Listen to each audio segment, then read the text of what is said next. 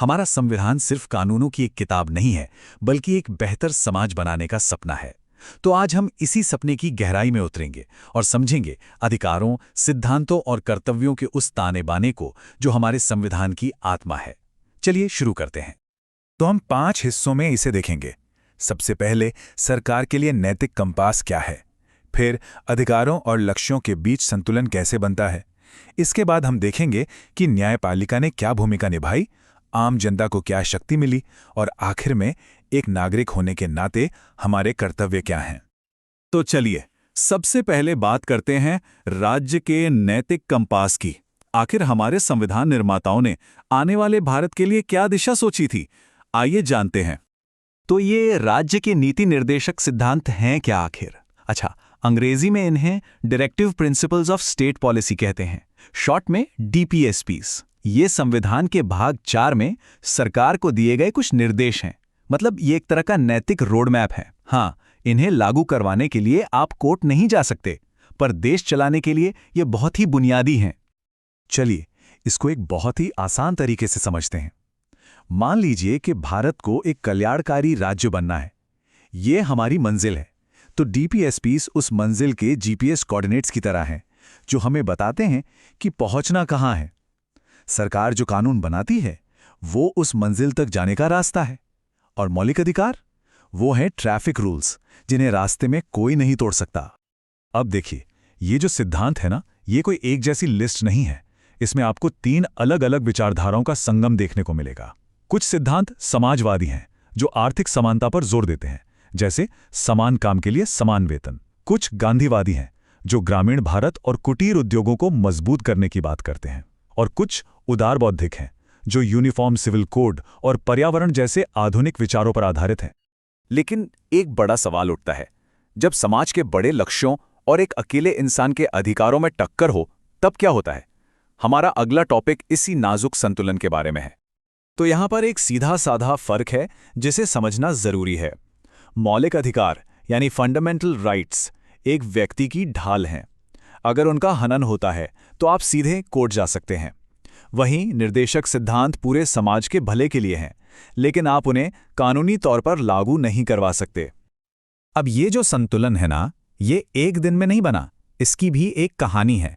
शुरू में 1951 के चंपकम दुराई राजन केस में कोर्ट ने साफ साफ कह दिया कि भाई मौलिक अधिकार सबसे ऊपर हैं। लेकिन फिर वक्त के साथ सोच बदली। 1973 के ऐतिहासिक केशवानंद भारती केस और फिर 1980 के मिनर्वा मिल्स केस में सुप्रीम कोर्ट ने कहा कि नहीं, ये दोनों तो एक ही रथ के 2 पहिए हैं। इनके बीच तालमेल ही संविधान की असली नींव है। और यहीं से अदालतों ने एक बहुत ही कमाल की रणनीति अपनाई। ये बहुत दिलचस्प है, ध्यान से सुनिएगा। उन्होंने उन डीपीएसपीस को जो खुद लागू नहीं किए जा सकते थे, मौलिक अधिकारों को और ज्यादा शक्तिशाली बनाने के लिए इस्तेमाल किया। चलिए देखते हैं कैसे। ओल्गा टेलिस केस इसका सबसे बेहतरीन उदाहरण है। अब देखिए कि यह काम कैसे हुआ। एक लक्ष्य था, आर्टिकल 39A के तहत सबको आजीविका का अधिकार देना, जो एक डीएसपीएस है। और एक टूल था आर्टिकल 21 यानी जीवन का अधिकार, जो एक मौलिक अधिकार है। सुप्रीम कोर्ट ने इन दोनों के बीच एक पुल बनाया और कहा कि जीवन के अधिकार का मतलब सिर्फ सांस लेना नहीं है, इसका मतलब आजीविका के अधिकार के साथ गरिमा से जीना है। और ये कहानी सिर्फ एक केस पर नहीं रुकी। उन्नी कृष्णन और मोहिनी जैन जैसे मामलों में अदालतों ने शिक्षा के अधिकार को भी जीवन के अधिकार का एक जरूरी हिस्सा माना। इन्हीं फैसलों ने वो जमीन तैयार की जिसके बाद आर्टिकल 21A को संविधान में जोड़ा गया और शिक्षा एक मौलिक अधिकार बन गई। अभी तक हमने बात की कि सरकार और अदालतों को क्या करना है, पर अब बात करते हैं उस सबसे ताकतवर हथियार की जो संविधान ने हम आम लोगों के हाथ में दिया है, ताकि हम भी न्याय की आवाज बन सकें। यह है जनहित याचिका यानी पब्लिक इंटरेस्ट लिटिगेशन, जिसे हम सब PIL के नाम से जानते हैं। ये एक ऐसी कानूनी लड़ाई है जिसे कोई भी नागरिक उन लोगों के लिए लड़ सकता है जो गरीब हैं, पिछड़े हैं या खुद अपनी आवाज नहीं उठा सकते। इसका मकसद ही यही है कि न्याय हर दरवाजे तक पहुंचे। और ये सिर्फ किताबी बातें नहीं हैं। PIL का असर जबरदस्त रहा है। SP गुप्ता केस से जजों की नियुक्ति में पारदर्शिता आई। विशाखा गाइडलाइंस ने दफ्तरों में महिलाओं को सुरक्षा दी। और MC मेहता के ढेरों केसों की वजह से हमारे पर्यावरण को बचाने के लिए कड़े कदम उठाए गए। इन सब ने कहीं न कहीं उन्हीं निर्देशक सिद्धांतों को हकीकत में बदला है। अभी तक हमने राज्य की जिम्मेदारियों की बात की, लेकिन कहते हैं ना कि अधिकार और कर्तव्य एक ही सिक्के के दो पहलू हैं। तो चलिए अब बात करते हैं एक नागरिक के तौर पर हमारी क्या जिम्मेदारियां हैं। तो ये मौलिक कर्तव्य आए कहाँ से?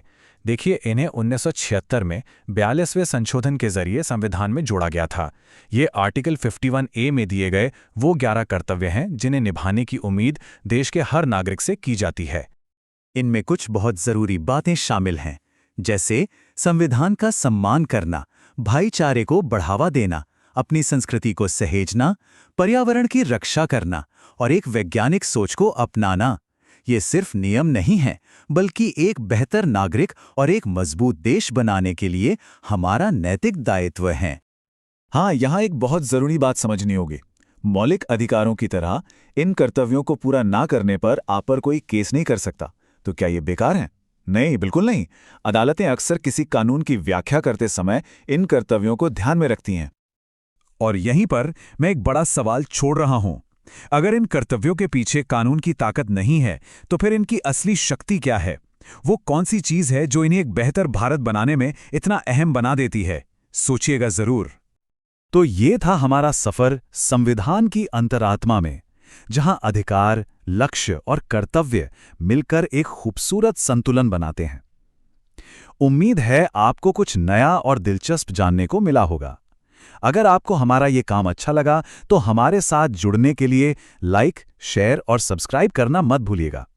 देखने के लिए शुक्रिया।